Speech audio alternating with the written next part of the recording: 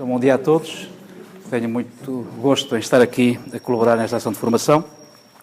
Vou ocupar os 45 minutos falando durante 30 a 35 minutos, reservando 10 minutos para conversa. Podem interromper-me quando entenderem para colocar questões de resposta curta. A descolonização da Guiné tem uma marca distintiva forte que viria a condicionar o posicionamento dos capitães do movimento no processo de descolonização. É que era a única colónia. Quando se deu o 25 de Abril e se iniciou a descolonização, já era independente.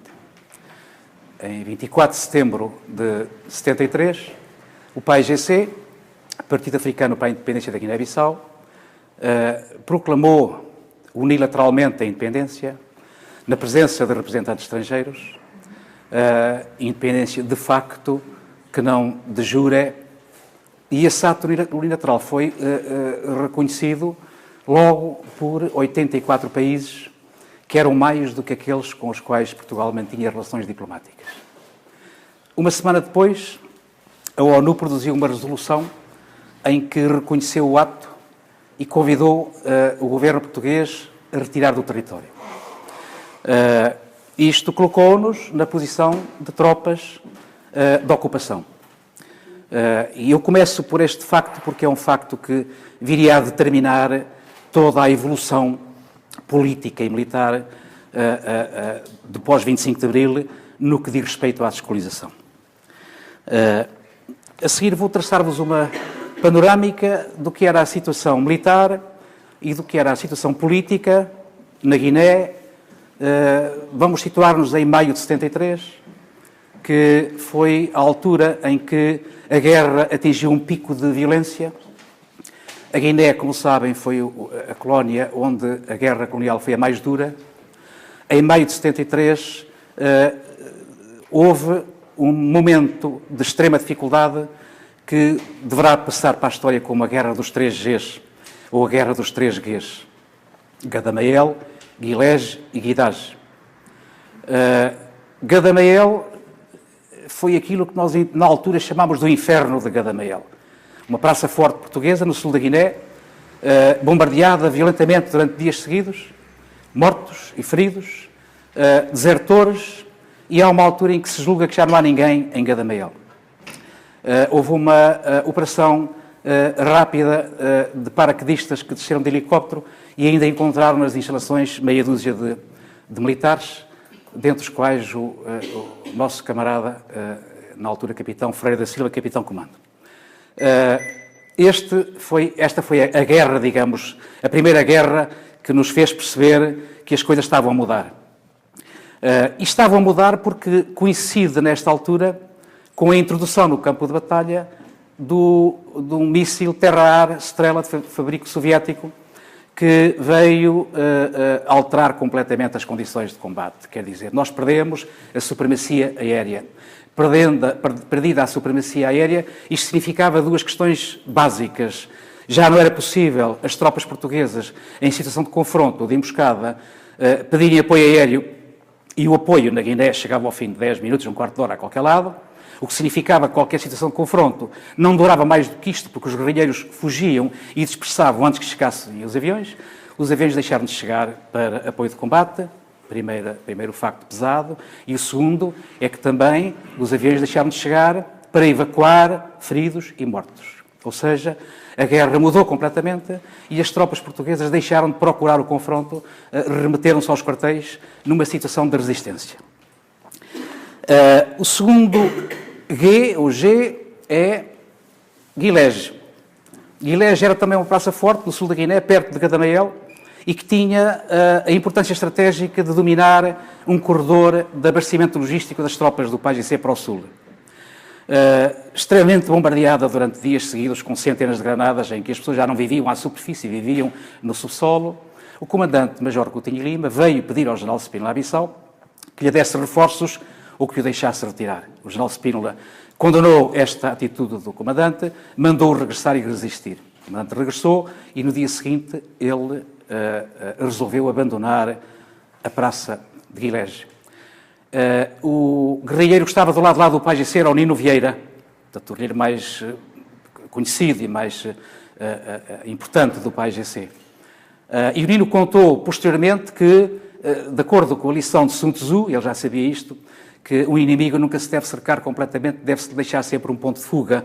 Foi por esse ponto de fuga que Coutinho e Lima, com as suas tropas, não só metropolitanas, mas também milícias, e a população, cerca de 200 pessoas, fugiram em direção a Gadameel. Onde é que eles se foram meter? No inferno de Gadameel. O terceiro G é Guidage. Guidage é o impressionante cerco de Guidage. Eu penso que na nossa história é capaz de não haver um cerco de 50 dias, ou 40 ou 50 dias, não me recordo agora quantos dias, muito tempo. As Forças Armadas Portuguesas foram empenhadas na sua totalidade. Paraquedistas, comandos africanos, fuzileiros, milícias, companhias de caçadores. O cerco mantinha-se. O PAIGC estava assediado, Guidage é no norte, perto da fronteira com o Senegal. A base do PAIGC, Candiafara, logo ali, junto à fronteira. Nos primeiros dias do cerco, aconteceu também um incidente, para mim foi o pior dia que passei da Guerra da Guiné. Há uma manhã em que caem 3 meios aéreos, 2 avionetes e um avião de combate. Nunca tinha acontecido isto. Há uma altura em que a situação não avança nem recua, mantém-se o cerco, e o general Spínola resolve chamar as tropas da companhia do capitão Salgueiro Meia, a companhia de cavalaria de 34-30, que ainda estava em Bissau à espera de aguardar navio de transporte para Lisboa. Já deviam estar cá, já tinha acabado a comissão. Eu soube disto porque o Salgueiro Meia apresentou-se no quartel a pedir-me: olha, dá-me cá os rádios que eu te dei há pouco tempo, que eu volto para a guerra. Teve mais um mês e tal de guerra, teve o pior momento da guerra, com mortes, com feridos, enfim, um drama pavoroso.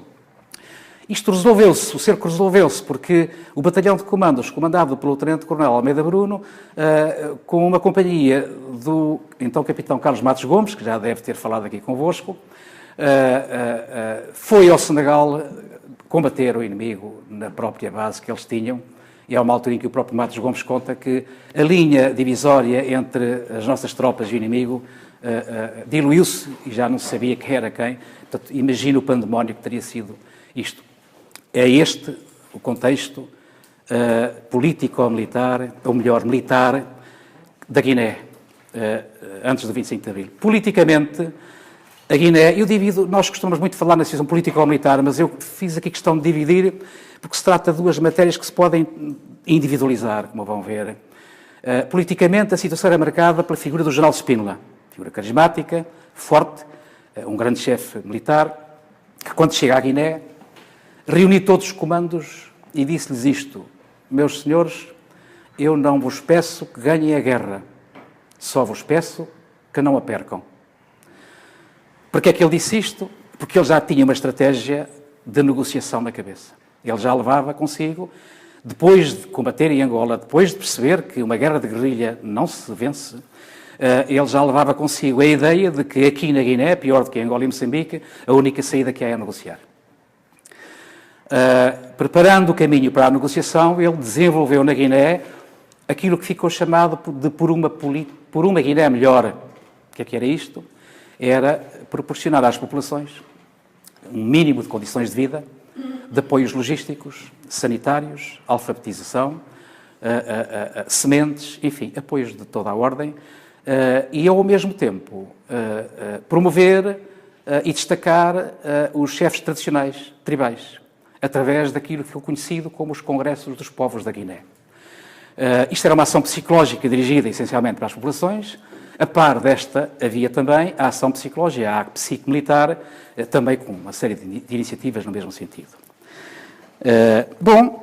O governo português, quando soube da intenção, ou melhor, das ações já do general Spínola, dos encontros no Senegal com o presidente Senghor, numa tentativa de encontrar uma solução negociada para a Guiné, a Senghor, que estava também, e naturalmente, em ligação com os líderes do PAIGC, e quando havia já uma hipótese de solução para o problema, o Marcelo Caetano chama o general Spínola e diz-lhe: prefiro um desastre militar na Guiné a negociar, seja com quem for. Ao fim de 5 anos, Spínola, sabendo disto, acabou a comissão, veio para o continente. Foi rendido pelo general Tencourt Rodrigues. O general Tencourt Rodrigues chega no dia 21 de setembro de 73, 22 de setembro de 73, ou 21, à Guiné. 3 dias depois, dá-se aquilo que eu já disse, a declaração da independência unilateral da Guiné-Bissau. O general Tencourt Rodrigues levava na sua carta de comando outra frase lapidar histórica, que era resistir até à exaustão dos meios. Isto era uma indicação semelhante àquela que Salazar deu para a Índia. Salazar disse para a Índia que não quero heróis vivos, só quero heróis mortos. Portanto, ele queria na Índia uma situação de arrasar o Estado português da Índia, por forma a fazer daquilo uma bandeira histórica, não é? Exaltando os valores da pátria, não é? E da defesa da pátria. Felizmente o governador não foi na conversa. Ora bem, nós não queríamos para a Guiné a solução da Índia, não é? E tínhamos que fazer qualquer coisa. E tudo isto nos faz adquirir uma certa consciencialização. Havia já na Guiné alguns capitães que se reuniam uns largos meses antes destes acontecimentos. Digamos, o facto que de imediato fez com que este movimento crescesse foi o chamado Decreto das Ultrapassagens. Eu penso que já alguém falou no Decreto das Ultrapassagens, que permite que os oficiais milicianos ingressem na academia e retirem as antiguidades aos camaradas de curso. O Telo Saraiva de Carvalho, no dia 12 de agosto de 1973, reúne no Clube Militar de Oficiais, em Bissau, cerca de 20 capitães, anuncia o decreto e eu estava lá e a intervenção que fiz foi no sentido de dizer que eu, como oficial e engenheiro, não era abrangido por aquele decreto, mas estava solidário com os camaradas, só que entendia que havia problemas tão importantes, eram mais, naturalmente, não teria dito que eram mais na altura, que aquele, e convidava os camaradas para uma reunião no meu quartel para discutir a questão do decreto e para discutir a guerra colonial, enfim, em que nós estávamos envolvidos e que não tinha saída, e tudo isto depois dos incidentes pós-Spínola. O convite foi aceito, reunimos uma semana depois, o Telo apareceu com uma carta dirigida aos poderes, ao Presidente da República, ao Presidente do Conselho de Ministros, não era Primeiro-Ministro na altura, era Presidente do Conselho de Ministros, Marcelo Caetano, Ministro da Defesa e Ministro do Exército. Essa carta era uma carta dura, forte, bem redigida, ao Telo. Ao fim de uma hora de discussão, as arestas foram limadas, a linguagem dura foi aligeirada, eu já estava cansado de ouvir aquilo e levantei-me, a propósito do que o Aniceto Afonso disse há pouco, e tenho esta saída que é, nós estamos aqui a discutir uma carta importante a dirigir ao poder político em Portugal, só que esta carta é já mais uma carta de amor do que uma carta de contestação, como aquilo que eu queria. E disse, acho que, além da carta que devemos enviar, esta ou outra, aquela que quiserem, porque não há dúvida nenhuma que uma carta, mesmo que não tivesse grande conteúdo, de per si era já um facto político dramático, importante, era uma afirmação de rebeldia e de manifestação coletiva, não é? Mas eu queria mais, então propus que, disse-lhes que há uma coisa que nos une aqui, ninguém quer esta guerra mais. Já todos estamos de acordo que a guerra não se pode vencer e que temos que pôr termo à guerra. Mas só é possível pôr termo à guerra se a montante resolvemos o problema do poder político em Portugal. Se depusermos o poder político em Portugal. E isso só é possível através de uma revolução armada. Pronto, foi aquilo que o Aniceto Afonso disse há pouco. Realmente foi a primeira vez que se disse. Isto é uma bomba na reunião. A reunião acabou praticamente com isto. Enfim, o Telo fez-me algumas críticas, dizendo que jovem espantaste a caça. Eu não espantei a caça. Eu disse-lhe que separei o trigo do joio. Vamos ver na reunião seguinte. E na reunião seguinte, em vez de 30 capitães, apareceram 45 capitães. Mas alguns daqueles que estavam na primeira nunca mais os vi. Na reunião seguinte aprovamos uma carta, entretanto foi constituída uma comissão que construiu uma carta, elaborou uma carta melhor, aprovada, enviada ao Poder Político em Portugal, ao Presidente da República, ao Presidente do Conselho de Ministros, que é a carta de 28 de agosto, a carta de Bissau, que eu considero que é a carta fundadora do movimento dos capitães. É o primeiro documento escrito e a primeira tomada de posição do movimento dos capitães. Nós, na Guiné, já designávamos, utilizámos a sigla MOCAP, coisa que aqui é desconhecida, o movimento dos capitães. Depois é que, naturalmente, aceitámos a sigla MFA, depois do 25 de Abril. Esta carta vem para o continente. Marcelo Caetano diz depois, mais tarde, numa entrevista que deu no Rio de Janeiro, que ainda pensou inicialmente reagir contra todos os capitães, promovendo autos que tinha duas maneiras de nos atingir, que era, sob o ponto de vista militar, ouvir-nos de acordo com o RDM. E, sob o ponto de vista político, era uma manifestação coletiva proibida pelo regime. Portanto, nós podíamos apanhar por duas razões. Só que, nessa altura, a carta já estava em Angola, em Moçambique e aqui. E os nossos camaradas assinaram aquilo tudo, mandaram as cartas para o Presidente do Conselho de Ministros, e ele disse, a avalanche, foi assim que ele se exprimiu, a avalanche de cartas foi de tal ordem que eu não pude agir sobre os capitães. O movimento dos capitães começou aqui.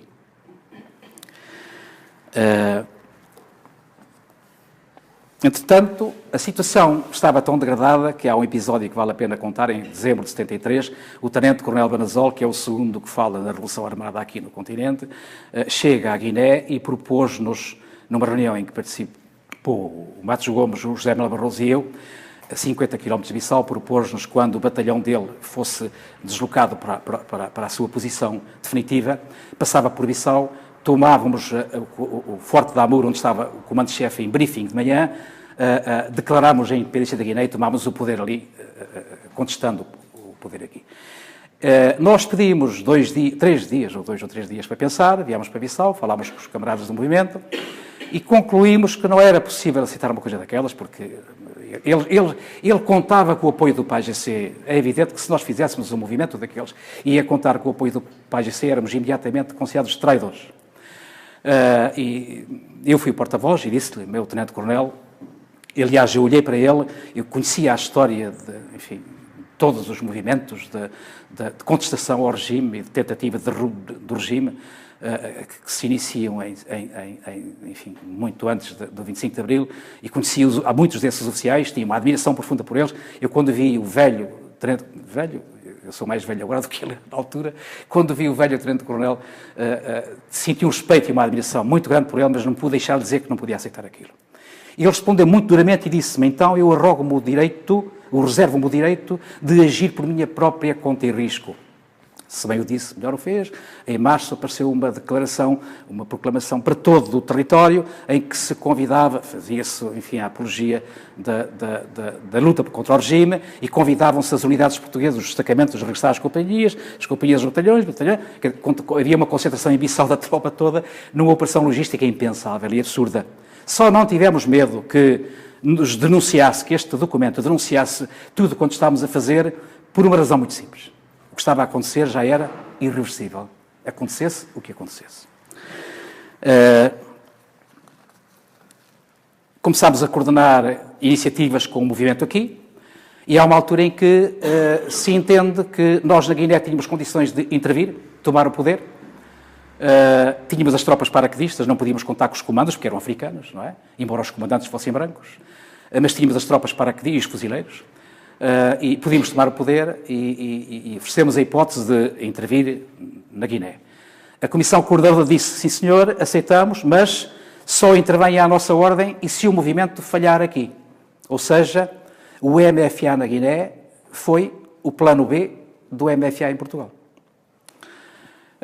Bom, no dia 25, dá-se o 25 de Abril, naturalmente, ouvimos as emissoras, a prece internacional, com muita atenção, não conseguimos contactar com ninguém da coordenadora. Entretanto, sabíamos que o general Spínola tinha outra ideia contrária à da coordenadora, ele queria que em simultâneo houvesse a intervenção em Portugal e a intervenção na Guiné-Bissau. E os spinolistas, que ainda lá ficaram muitos na Guiné, defendiam também esta hipótese. Portanto, foi fácil, em 26 de Abril, nós depormos o governador e comandante-chefe na Guiné. E porquê é que fizemos isso? Porque o general Tencourt Rodrigues, sendo um dos mais ilustres oficiais generais do exército português, por qual nós tínhamos muito respeito, esteve contra a história, contra a corrente da história, esteve do lado errado da história naquela altura. E porquê? Porque não reconheceu a Junta de Salvação Nacional, em Portugal, coisa que em todo o lado estava a ser feita. Na própria Guiné, o comandante marítimo, subordinado dele, reconheceu a junta e deu ordens à PIDE para seguir os capitães do movimento nas ruas de Bissau. Pronto. Nós entramos, 10 oficiais, 11 oficiais, entramos no gabinete do general, protegidos por tropas paraquedistas. Nós íamos desarmados, naturalmente. Muito respeitosamente pedimos ao general que regressasse a Lisboa. Ele anuiu, os assessores dele, os adjuntos dele, não estavam nessa disposição, tiveram algum comportamento um bocado, enfim, dramático, mas a situação ultrapassou-se e ele disse: sim, senhor, o que é que querem que eu faça? Estou preso? Não, meu general. Estou detido? Não, meu general. Então o que é que eu estou? Faz a mala e vai para Lisboa. Ele fez a mala, recebeu todas as honras no aeroporto, militares, chegou a Cabo Verde, foi preso. A Junta de Salvação Nacional deu ordem de prisão. Não fomos nós, foi a Junta de Salvação Nacional. Eu digo isto porque há muita coisa, enfim, no espaço público que está errada e que não conta a história como deve ser, não é? Depois do 25 de Abril, ou depois do 26 de Abril, ficámos com o poder nas mãos. Nomeámos o primeiro governador, o meu comandante, Tenente Coronel Mateus da Silva, que é um dos primeiros oficiais superiores a integrar o movimento. Aliás, ele soube aquela primeira reunião que eu promovi no meu quartel, ele soube da reunião. Eu é que lhe disse: o senhor não vai lá estar, isso é comigo. Aparecerá na altura própria. E apareceu quando foi preciso. Ele assumiu as funções de encarregado do governo. Na Guiné não era era encarregado do governo. E as funções de comandante-chefe foram oferecidas ao Comodoro Almeida Brandão, da Marinha. Quando na segunda-feira a seguir, ao 25 de Abril, chega o Jornal Expresso de sábado anterior a Bissau, a população abre os jornais e fica a saber, por fotografias e por reportagens, o que se passava aqui em Lisboa. Contestações, movimentos, arruaças, toda a gente a pedir tudo e mais alguma coisa ao mesmo tempo, enfim, liberdade, tudo isso. A explosão de alegria depois do 25 de Abril. No dia seguinte, Bissau acorda e replica o que se passa em Lisboa. E quando se junta muita gente, há montas partidas, há carros vandalizados, há roubos, há violência nas ruas. E nós percebemos, ou tomamos já conta disto, ou isto é uma situação imparável. O que é que fizemos? Pegámos nos 2 cabecilhas que coordenavam as manifestações, que era o Francisco Fadul, que foi depois primeiro-ministro da Guiné-Bissau, e que era o Aristides, ambos de cor. O Fadul era estudante de Direito aqui em Coimbra, e dissemos: o que é que vocês querem? A independência? Nós também alinhamos nisso. O que é liberdade? É aquilo que nós estamos a promover. Então estamos juntos no essencial. Vamos trabalhar e vamos evitar a violência, vamos evitar o granel, o caos. Eles concordaram, demos-lhe meios e ainda houve assim umas coisas, mas ligeiras, nada de que fique para a história, digamos assim. A situação começa a ficar controlada, sob o ponto de vista civil, desta maneira. No interior, houve também alguns problemas de alguma violência ligeira. Devo referir que no espaço do primeiro mês houve meia dúzia de mortos, ou coisa assim. Enfim, é muito, mas relativamente é pouco, não é? Perante aquilo que podia acontecer. E aquelas reivindicações que eram feitas aqui de libertação dos presos políticos, de extinção da PIDE-DGS, lá apareceram naturalmente de liberdade, de aparecimento dos partidos políticos. Estas 3 reivindicações lá, replicadas exatamente como aqui. O poder tem horror ao vazio. Quando alguém tem o poder, ou o exerce ou o perde. E nós pedimos instruções para aqui. Mas aqui as pessoas estavam envolvidas num processo extremamente dramático e violento e não tinham tempo sequer de decidir o que é que nós devíamos fazer, nem sequer havia ideias para isso. E na Guiné acontece uma coisa, também é mais uma singularidade. É que o MFA na Guiné, quando, logo a seguir, 8 dias depois de nós termos nomeado o primeiro encarregado do governo, o general de Spina pôs lá o tenente coronel Fabião, que depois seria graduado em brigadeiro. E o Fabião chega à Guiné e diz, tem um discurso, enfim, a liberdade, tudo muito bonito, e no fim acaba com uma frase que quem esteve na Guiné nunca mais esquece, que é assim: por uma Guiné melhor, num Portugal continuamente renovado. Nós gelamos. Estivemos até às 2 da manhã a discutir e a explicar ao Fabião, que era um homem da Guiné, 6 anos de Guiné, conhecia a malta toda, tanto do lado de cá como do lado de lá. Ele instruiu muitos dos guerrilheiros do PAGC. Ao fim de N horas, com Almeida Bruno presente também, Almeida Bruno, que foi à Guiné para investir as comissões do MFA, uma comissão central do MFA, por 2 elementos do Exército e um da Força Aérea. Eu integrei esta comissão central e depois 3 coordenadoras, Exército, Marinha e Força Aérea. Eu fui o único que integrei as duas. Eu digo isto para que percebam que, digamos que alguém do MFA ganhou força capaz de tomar algumas decisões que sustentaram, digamos, uma evolução com alguma tranquilidade. Portanto, a Comissão Central do MFA na Guiné, é a tal singularidade que eu estava a referir, fez parte, era o gabinete de governo do novo governador. Ou seja, o MFA na Guiné-Bissau governou, coisa que aqui não aconteceu. O MFA aqui teve poder, como sabem, legislativo, consultivo, o Conselho de Estado, o Conselho da Revolução, mas não executivo. Nós éramos governo. Bom, isto foi realmente determinante para a evolução do processo. Libertámos os presos políticos da Ilha das Galinhas, demos todas as condições sanitárias, exames médicos, apoios de inserção social, tudo isso.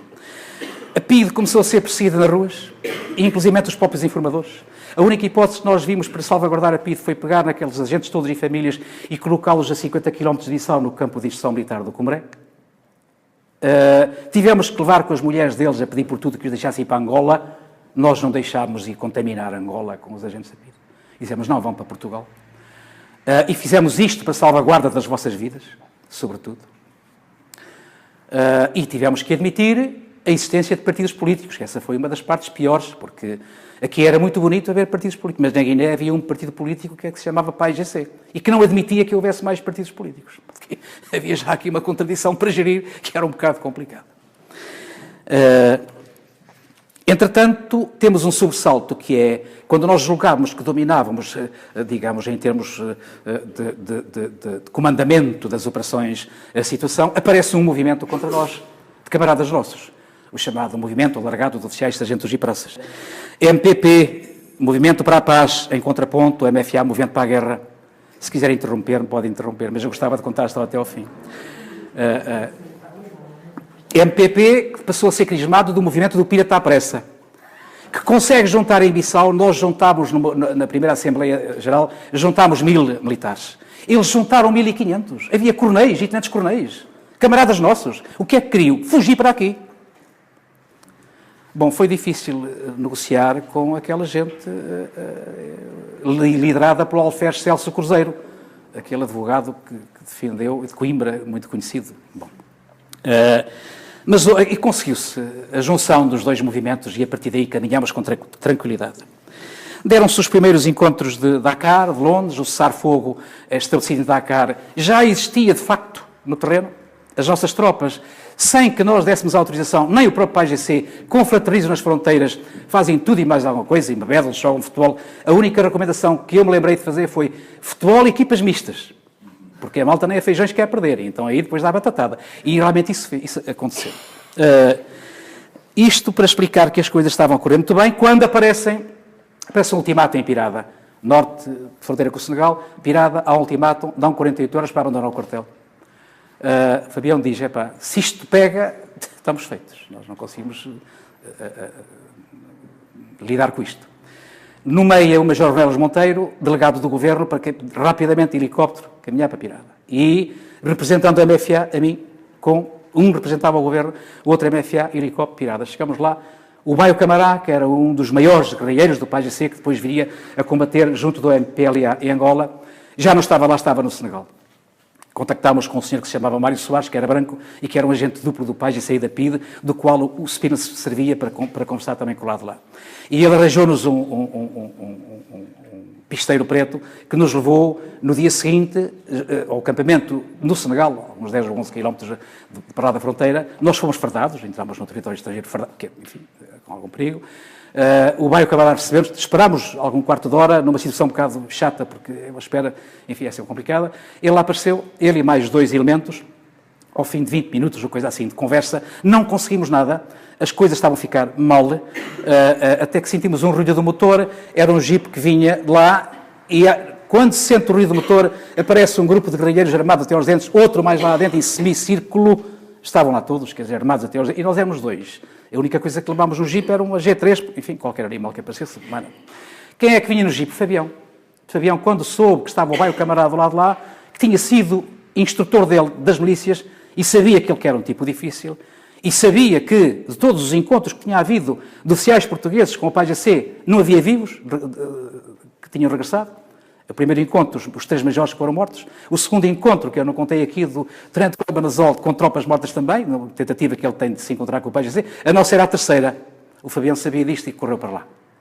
Quando chegou, é impressionante ver o Baio Camará, que não nos ligou nada a nós, a perfilar-se e a fazer a contência ao General Fabião, a falar íamos em crioulo, e a situação em 10 minutos foi resolvida. Pronto. Regressámos, quando íamos a caminho de Bissau, vem um rádio que diz sigam para Buruntuma. Há outro ultimátum, agora no leste, na fronteira com a Rep-Guiné-Conakry. Seguimos para Buruntuma. Pronto, a situação aí foi pior, porque o comandante local recusou-se-nos a receber, apenas mandou cumprimentos aos oficiais de Bissau, e nós tentámos uma negociação de alargar o ultimátum para fazer uma retirada honrosa, e como devia ser, e isso foi conseguido. Bom, fizemos uma primeira Assembleia da MFA no dia 1 de julho de 74, em que foi lida uma moção, fui eu que a li, aos microfones, de som, veio para a moção, foi do conhecimento de todo o mundo, o PAGC gostou muito. O que é que era a moção? Era o movimento dos capitais na Guiné-Bissau a pedir ao governo português que reconhecesse imediatamente a independência da Guiné-Bissau.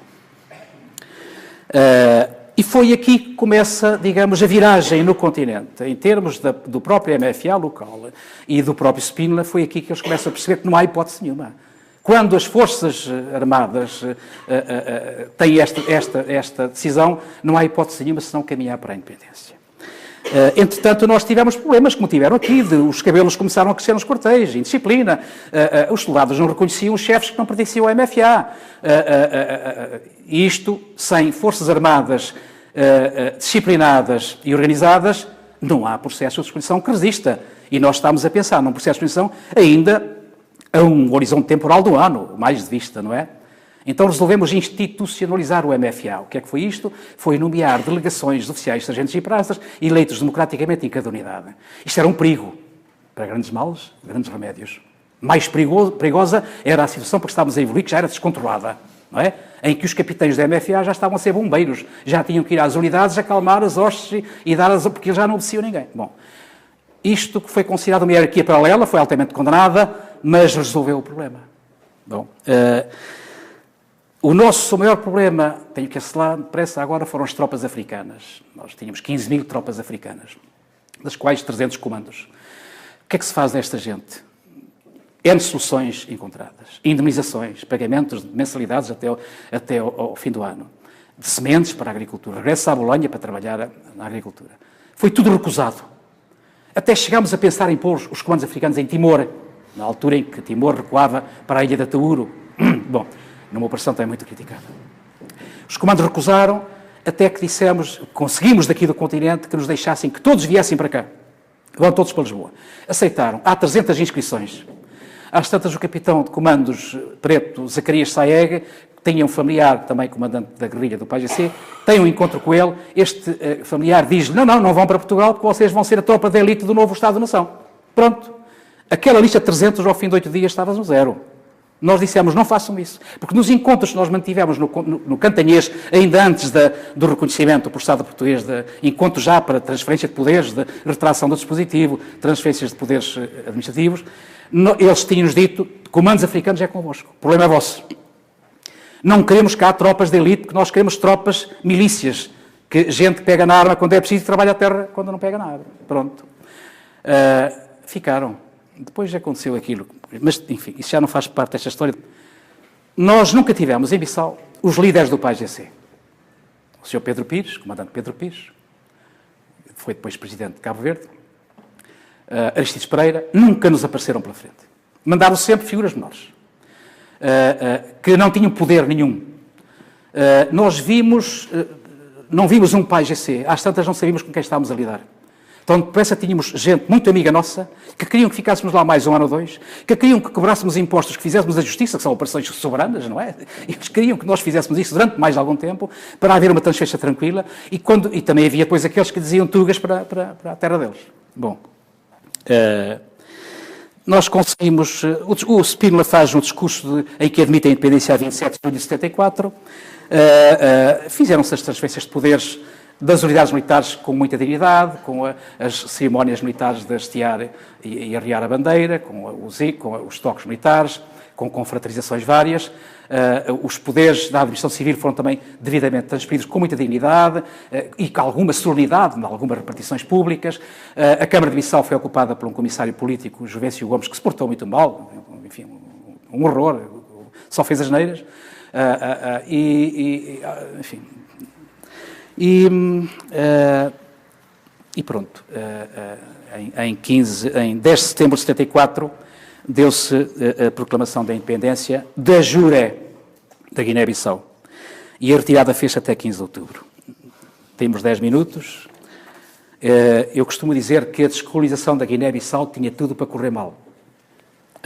Os nossos militares da Guiné-Bissau, de todas as patentes, reclamavam o regresso imediato a Portugal. O povo português em Lisboa clamava nem mais um soldado para o ultramar. O PAIGC não se entendia e tinha várias caras. O general Spínola opunha-se à independência e defendia um referendo na Guiné-Bissau às populações para saber se elas queriam pertencer a uma comunidade lusíada com todas as colónias e com o Brasil, uma utopia, enfim. E o que é que fez o MFA? Fez a síntese destes contrários. Muito obrigado.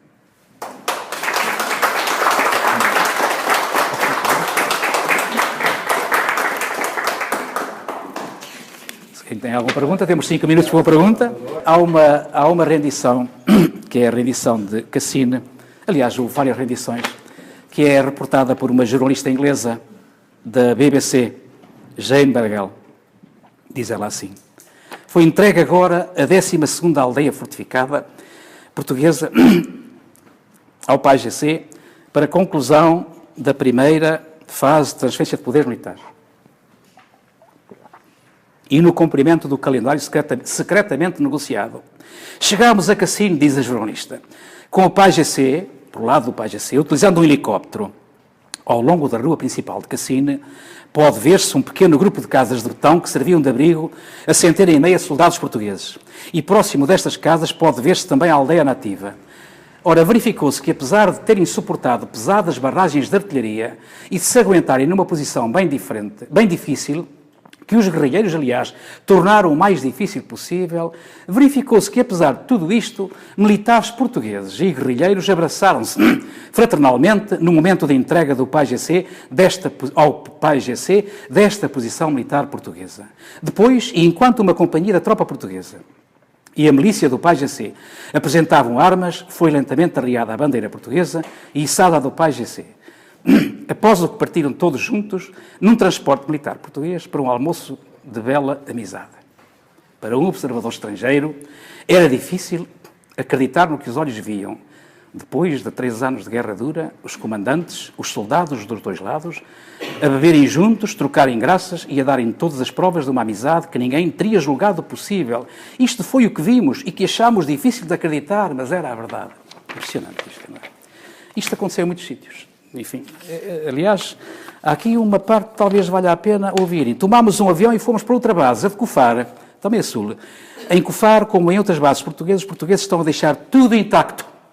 E todo o material que podem, à exceção do que é estritamente militar. Em Cassine, o PAIGC herdou até caminhões pesados, reservas de combustível, equipamento de rádio e comunicações, assim como medicamentos. Nós deixámos lá ficar quase tudo. Nós quisemos construir uma marinha à Guiné. Guiné é quase ilhas, aquilo é tudo, enfim, mar. Um terço do território é coberto pela maré cheia, não é?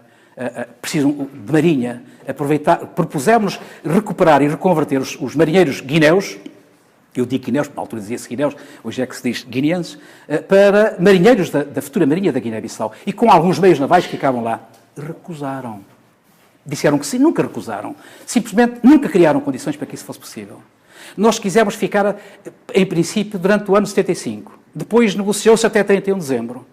E quando estávamos a programar tudo para até 31 de dezembro, vem um pedido, não, até finais de setembro, princípios de outubro. Houve grandes problemas ainda na retração.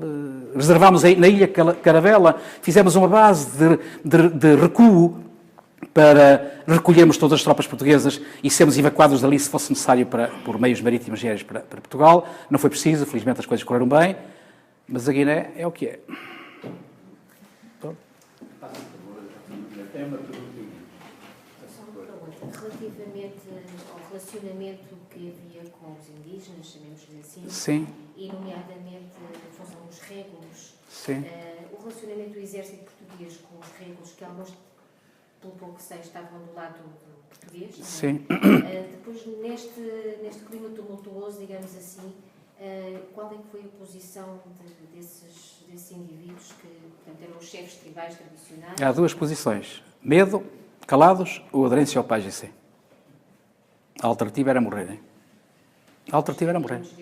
Aliás, há um chefe tradicional, Cherno, não recordo agora do apelido, que tem uma reflexão antes do 25 de Abril, em que mais ou menos ele quer dizer isto. Entre o colonialista branco e o colonialista preto, nós não sabemos qual escolher. Eles já estavam a perceber o que ia acontecer a seguir. Não é? Agora, as nossas relações com as populações, impecáveis, a todos os títulos. Eu tinha cozinheiros pretos do PAIGC. Se quisessem envenenar-nos, envenenávamos a todos. Tínhamos lá. Portanto, havia uma convivência absoluta, completa, um respeito grande. Havia 3 PAIGCs. Havia aquele PAIGC que gostava de nós, conflitava connosco, que havia uma autêntica irmandade, amigos. Havia o PAIGC guerrilheiro, duro, que nos insultava e que, mesmo na rádio, que nos mandava sair da terra deles. E havia aqueles que assistiam preocupados de tudo isto, que era a maioria assistia. Agora, os grandes líderes, essa é a acusação que eu faço e espero que o Pedro Pires, que tem este livro e que já me agradeceu, e que pedi que acabasse rapidamente a história dele antes que, enfim, enquanto está cá, porque já estamos numa idade um bocado avançada, e ele anda a escrever o livro dele há não sei quantos anos, porque é preciso que a outra parte conte a história. A história só se pode fazer com o contraditório. Este livro tem que ter um contraditório. Se o que está aqui não é assim, então alguém diga que é melhor. E a única pessoa hoje que do lado de lá pode dizer é o Nino Vieira, quando eu lancei o livro, soube no dia em que lancei o livro que o Joécio Gomes, que enfim, que nós estivemos lá e que passámos maus bocados, que eu tinha morrido há uma semana, mas muitos deles já desapareceram. Esse contraditório é importante, porque este livro não é a história há de se fazer depois, mais tarde, com o distanciamento necessário, e quando houver alguém que diga porque é que eles não apareceram, porque é que não vieram para Bissau? Por uma questão de soberania? Porque não queriam partilhar o poder, porque eles é que eram os donos do poder. Bom, isto é um pouco pequeno, é uma certa pequenez intelectual, não é? Mas parece que na altura era essa, digamos, a ideia que circulava, não é? Porque se nós tivéssemos tido os líderes, se eles tivessem os cabo-verdianos, o PAIGC era liderado por cabo-verdianos, os guerrilheiros eram guineus. Digamos que a cisão cabo-verdianos-guineus já se anunciou-se há muito tempo, há muitos anos. Logo na morte do Amílcar Cabral, ela se declarou. Os cabo-verdianos eram letrados, ocupavam todos os lugares da administração pública. Os guineus não chegavam lá. Portanto, aquilo tinha que levar uma volta muito grande. A ideia do PAIGC era uma utopia. Guiné e Cabo Verde era uma utopia. Mas se os líderes, então com a morte do Amílcar Cabral, pior ainda, mas se os líderes tinham apanhado o comboio da Revolução e se tivessem chegado a nós e assumido a rédea, quando os líderes chegaram a Bissau, o poder estava tomado pelos guineus. E aí já era irreversível. O policiamento de Bissau chegou a ser feito por uma companhia, a Companhia de Sousa Pinto, Polícia Militar nossa, e a companhia deles, nas mesmas viaturas, a policiarem as ruas de Bissau. Portanto, um entendimento bastante conseguido. Mas, por outro lado, o Presidente da Câmara de Bissau, o Sr. Jovécio Gomes, mandou abaixo as estátuas de Bissau, as nossas estátuas, dos nossos navegadores, e enquanto nós lá estávamos, numa situação absolutamente provocante, não é? O que fez com que os poucos brancos que havia viessem embora. Portanto, não é? O que fez com que não houvesse a logística de distribuição de alimentos na Guiné era feita por 2 empresas portuguesas, a Casa Gouveia e a Casa Esteves, que até barcaças tinham, que andavam pela Guiné toda, não é? Essa gente veio embora, a Guiné ficou desprotegida, não é? E eles não pensaram no dia seguinte. A sede de poder era demasiado grande. E depois mataram-se uns aos outros. E 2 anos depois, os principais comandos africanos foram liquidados. 20 ou 30, não se sabe bem quantos, mas foi mais ou menos isto. Mas isto é depois de nós. Também aquilo que está no espaço público, que nós, enquanto nós lá estávamos, houve assassinos e massacres destes, zero. Nada. Isso não é verdade. Mas isso circulou. Isso não é verdade.